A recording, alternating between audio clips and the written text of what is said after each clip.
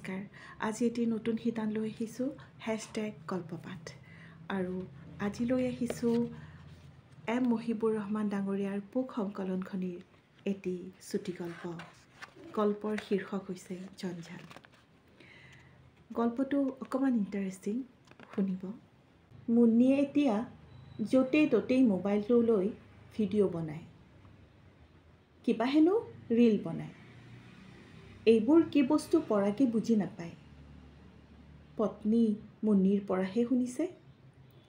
গীতৰ তালে তালে নচাটোক কিবা হেনো ৰীল বুলি কয়। বুজি নাপালেও পত্নীৰ স্ফূৰ্তিৰ এই ৰূপ দেখি পৰাগৰ ভালেই লাগে। পত্নীয়ে ৰীল বনাই যি বনাই থাকক, কিন্তু সমস্যাটো হৈছে তেওঁৰহে। মোবাইলৰ কেমেৰামেন হৈ কাম কৰিব লাগে পৰাগে। পৰিৱেশ পৰিস্থিতিৰ কোনো কথা নাই। নৱবিবাহিত পত্নী মুন্নিৰ মাত্ৰ এটা মাহৰ ভিতৰত সাংঘাতিক পৰিৱৰ্তন।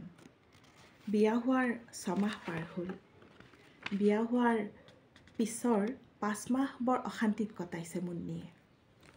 মাতবোল ভালকৈ নকৰে, অনবৰতে খিংখিঙিয়াই থাকে। পৰাগে ভাবে, হাতত একো এটা কাম কাজ নাই বাবেই এনেকৈ মন মাৰি থাকে নেকি মুন্নিয়ে। চলিবলৈ টকাৰো বিশেষ কোনো অভাৱ নাই। পিতাকৰ পেঞ্চনৰ টকাৰে ভালকৈয়ে চলিব পাৰে তিনিও। মুন্নিৰ মনৰ বেমাৰৰ কথা ভালকৈ জানিব পাৰি তেওঁ বিচৰা মতে কামটো কৰাৰ পিছৰে পৰা মুন্নিৰ মনৰ সাংঘাতিক পৰিৱৰ্তন। কামটো কৰি দিয়াৰ পিছত এমাহতেই মুন্নি অনবৰতে স্ফূৰ্তিত থাকে, গুণগুণাই থাকে গীত, মোবাইলত ৰীল বনায়। এদিন আবেলি সময়ত পাৰ্কত গৈ নাচি বাগি ভালকৈ ভিডিঅ' বনাব বুলি ওলাই গেটৰ সন্মুখতে চেলফি উঠাত লাগিল দুয়ো। এখন বলেৰো আহি দুয়োৰে কিছু দূৰত ৰ'ল।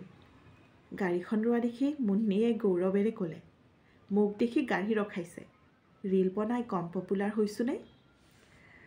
পত্নী মুন্নিৰ পপুলাৰিটি দেখি পৰাগৰো মনত অহং ভাৱ এটা জাগিল।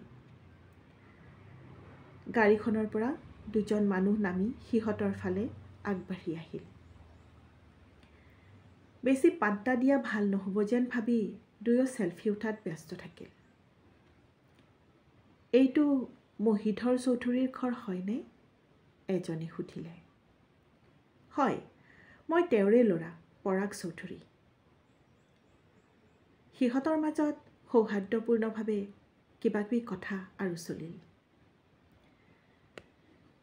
তেখেতে এইমাহ আমাৰ বৃদ্ধাশ্ৰমত থাকি বৰ সন্তোষ পাইছে আৰু তেখেতে সন্তুষ্ট হৈয়ে তেখেতৰ এই ঘৰ মাটি আমাৰ আশ্ৰমৰ নামত উইল কৰি দিছে।